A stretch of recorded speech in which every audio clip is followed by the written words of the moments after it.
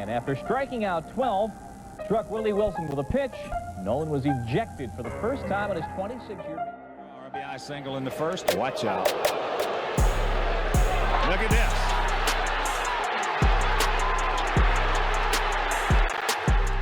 MLB legends who hated Nolan Ryan weren't just bitter rivals, they were victims of one of baseball's most calculated intimidation campaigns. Everyone remembers the strikeouts and no-hitters, but what they forget is the feuds, the brawls, and the fear he weaponized to hide his flaws. This is the story of how the Ryan Express left a trail of enemies in his wake. Nolan Ryan was a legend. 5,714 strikeouts, 7 no-hitters, 27 seasons of dominance. Players who faced him were scared to death, even decades after retirement. The documentary Facing Nolan captured this perfectly. Former players, safe in retirement and far removed from their playing days, still spoke of him with a tremor in their voices. They admitted they were terrified every time they stepped into the box against him.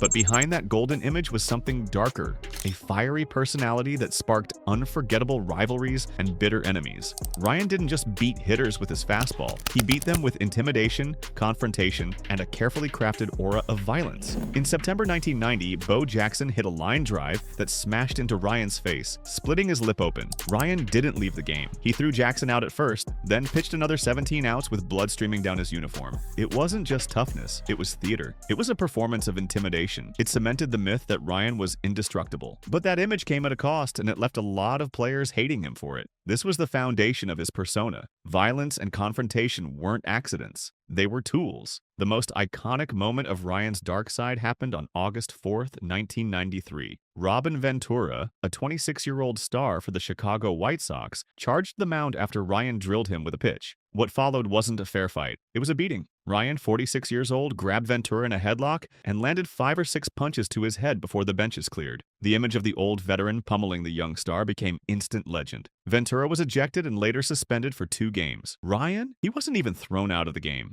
The umpire said Ryan had the right to defend himself. After the brawl, Ryan stayed in and picked off Ventura's replacement from first base. It was the ultimate power move. But here's the truth nobody talks about. That fight wasn't some spontaneous clash. It was the boiling point of a multi-season beanball war between the Texas Rangers and the Chicago White Sox. The animosity between these teams had been building for years. Earlier in that very game, Ventura had laced an RBI single off Ryan in the first inning. When Ventura came up again, Ryan hit him in the arm. To anyone paying attention, it was obvious retaliation. Ventura knew it was intentional. He took a few steps toward first, threw his helmet to the ground, and charged. The fight that followed was incredibly one-sided. Ryan immediately locked him in a headlock and just pounded away. Ventura said it best after the game. If you don't think he did it on purpose, you don't know the game. He dismissed Ryan's punches as just a couple of noogies, trying to save face after being made the fool. Ryan, of course, claimed it was just self-preservation. He said he was just trying to pitch inside and had nothing against Robin Ventura. But everyone knew better. The incident cemented Ryan's status as an untouchable folk hero. He was perceived as a man who could dominate hitters with his arm and physically vanquish them with his fists, all while operating under a different set of rules than his opponents. The aftermath told the real story.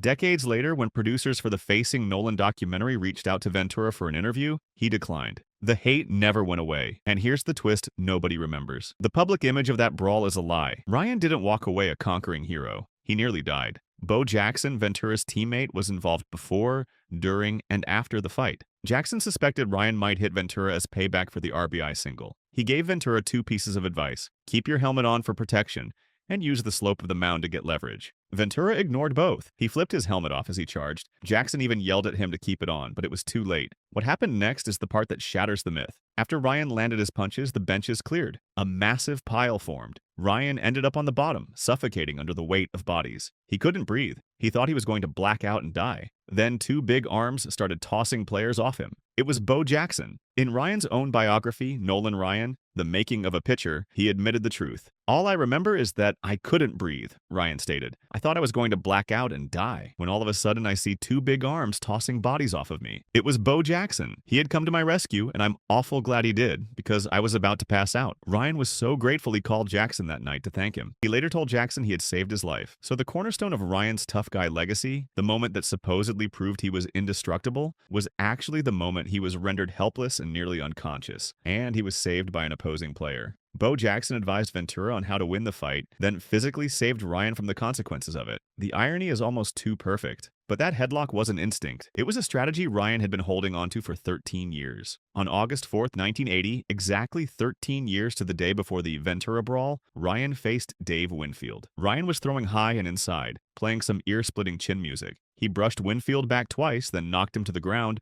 with a 100-mile-per-hour beanball. Winfield, a mountain of a man at 6'6" and 220 pounds, had enough. He charged with pure conviction, shoved off both the catcher and the umpire, and got to Ryan. This time, Ryan would not fare so well. Winfield took a big swing and swatted Ryan in the back of the head with a huge overhand right. Ryan tried a makeshift headlock, but it wasn't the dominant maneuver seen in 1993. Winfield was still trying to get little punches in from the bottom of the pile. Winfield was ejected, but the lesson was learned. Many people don't know that Dave Winfield gave Nolan a beating after a hit-by-pitch, and Nolan promised himself that he would be ready next time someone charged the mound. Ryan later confirmed that the Winfield brawl taught him to defend himself. So the Ventura headlock wasn't self-preservation. It was a rehearsed defensive tactic, developed and held in reserve for 13 years, waiting for the next man to charge. Ryan, having been physically beaten by a superior athlete in Winfield, had perfected a new response. Robin Ventura was simply the first person to test that calculated strategy. If you're loving this deep dive into baseball's hidden rivalries, hit that subscribe button and drop a comment telling me which MLB feud you want covered next. Did Ventura have it coming, or was Ryan out of line?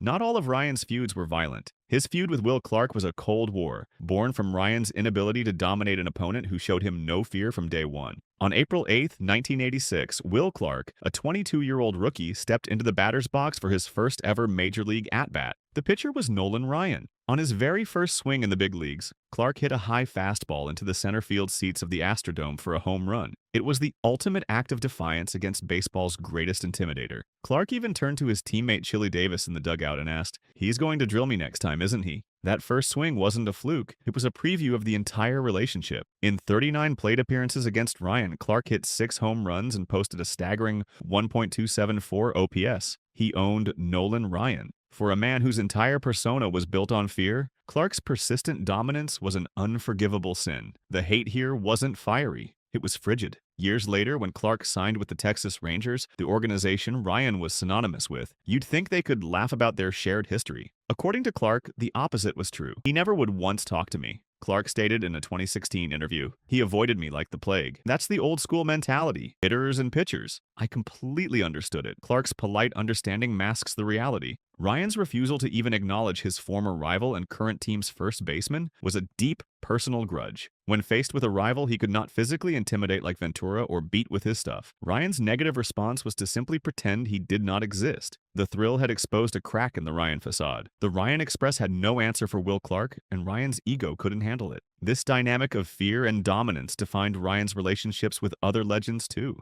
George Brett had the most hits off Ryan of any batter, 29 in 115 plate appearances. Brett was proud of his .287 average against the legend, but despite his success, Brett feared him. Of Brett's 317 career home runs, not a single one came off Nolan Ryan. When asked why he never took Ryan deep, Brett gave a chillingly practical answer, joking or not, "I saw what happened to Robin Ventura. That didn't look comfortable." This admission is profound. Ryan's cultivated aura of violence, learned from his 1980 defeat by Winfield and perfected on Ventura in 1993, was a tangible strategic weapon. It was so potent it successfully neutralized the power of one of his greatest and most successful rivals. The fear of Nolan Ryan was as effective as his fastball. Pete Rose was one of the toughest hitters Ryan ever faced. Ryan respected him, saying Pete was one of the toughest hitters I ever had to face. It was never easy when he came to the plate. While they shared mutual respect, their on-field battles were intense. On June 10, 1981, Rose entered the game needing 2 hits to pass Stan Musial's all-time National League hits record. The stadium was packed to see the record broken. Ryan's take? They didn't come to see Nolan Ryan pitch. They came to see Rose break the record. Off Nolan Ryan. Rose singled in his first at-bat, tying the record. The stage was set for history. What followed was a deliberate act of competitive animosity. Rose himself told the story. Nolan Ryan just said to himself, "This guy's not going to beat the record off me. He struck me out the next 3 times up." Ryan froze him on a curveball that Rose later admitted, "I couldn't hit." Because of Ryan's dominance and the ensuing player strike, Rose had to wait 56 days to finally break the record. This was the nature of their feud. It was captured perfectly in a story Ryan told about the 1980 playoffs. Rose saw Ryan in batting practice and yelled, "I wish you'd get that curveball of yours over just one time, because I'm going to hit it right off your blanking forehead." In the game, Ryan threw the curve. Rose hit a vicious line drive that Ryan barely gloved.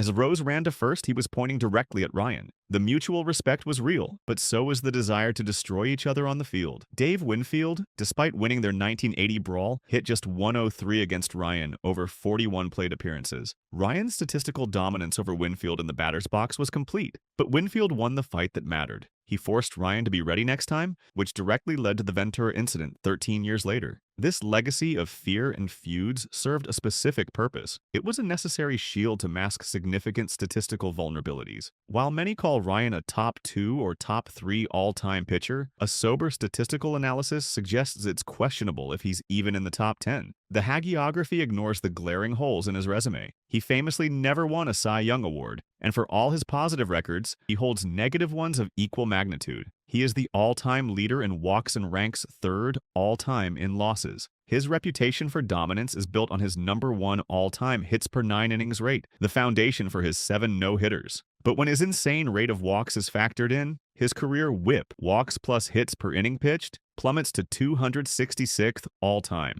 That's not the mark of a top 3 pitcher. That's the mark of a deeply flawed one. The most damning piece of negative evidence comes from advanced metrics. A statistical dive into his performance reveals that Ryan was a dramatically worse pitcher, about 11% worse, with men on base. His performance cratered when he was forced to pitch from the stretch, a situation that likely exacerbated his legendary control problems. This is a devastating indictment. It means that when the game was on the line, when runners were in scoring position, when his team needed him most, Nolan Ryan got significantly worse. Think about what that means. All the intimidation, all the brushback pitches, all the hit batters, all the feuds, they served a purpose. They kept hitters uncomfortable. They kept them from getting on base in the first place. Because once they did, Ryan was vulnerable. His fastball was still electric, but his control vanished. The walks piled up, the pressure mounted, and suddenly the legend looked human. This is the grand, unifying theory of Nolan Ryan's negative angle. His entire persona, the intimidation, the retaliatory hit by pitch, the bloody lip performance against Bo Jackson, and the carefully crafted reputation as a brawler was a necessary psychological weapon. It was not just a byproduct of a fiery personality, it was a brilliant career-long compensation mechanism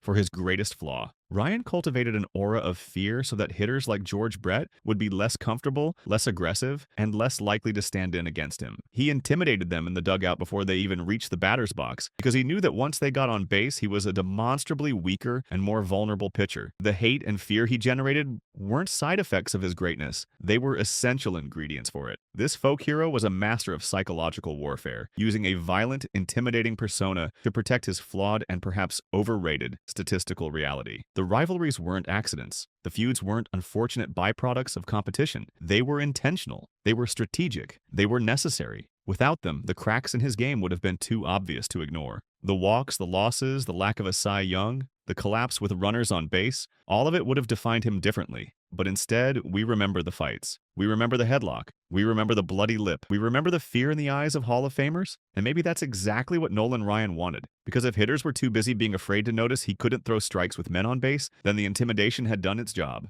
The psychological edge became his greatest pitch, more effective than any fastball or curveball he ever threw. At the end of the day, love him or hate him, Nolan Ryan remains one of baseball's most unforgettable figures. His legacy isn't just about strikeouts. It's about the enemies he made along the way. It's about the fear he created. It's about the psychological warfare that turned a statistically flawed pitcher into a legend. And it's about the truth that behind every great myth, there's usually a more complicated reality. If this story opened your eyes to the darker side of baseball history, make sure you're subscribed and drop your thoughts in the comments. Who do you think really won the battle between Ryan and his rivals? Was he a genius who maximized every advantage? Or was he just a bully who hid behind intimidation?